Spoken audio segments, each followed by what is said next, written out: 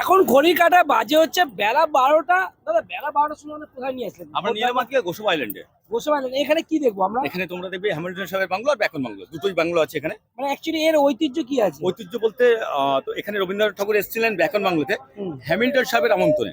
আচ্ছা। আর তার জন্য তুমি এটা কি বললো যে কি এটা কাচের ঘর কি? কাচের ঘর নয়, এখানে একটা কাঠের বাংলো আছে যেটাকে লন্ডন থেকে নিয়ে আসা হয়েছিল, আচ্ছা, ঠিক শুধুমাত্র রবীন্দ্রনাথ ঠাকুর থাকার জন্য। রবীন্দ্রনাথ ঠাকুর থাকবে বলে লন্ডন থেকে নিয়ে এসেছিল হ্যামিল্টন সাহেব, তাই তো? হ্যামিল্টন সাহেব নিয়ে এসেছিলেন লন্ডন থেকে ওটা। লন্ডন থেকে। তা সেই বাংলো তোমাদের দেখাবো। আর এখানে কিন্তু এটা হচ্ছে এই ঘাটটার নাম কি? এটা গোসবা ঘাট।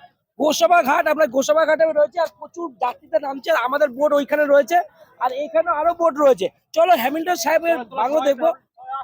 টিং টিং টিং টিং। সাহেবের বাংলোতে।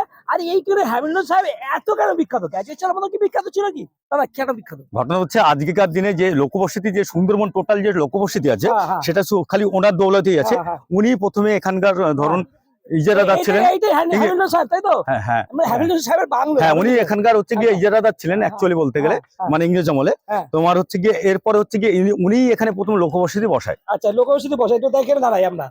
লোকবসতি বসে মানে মানে কত পার্সেন্ট?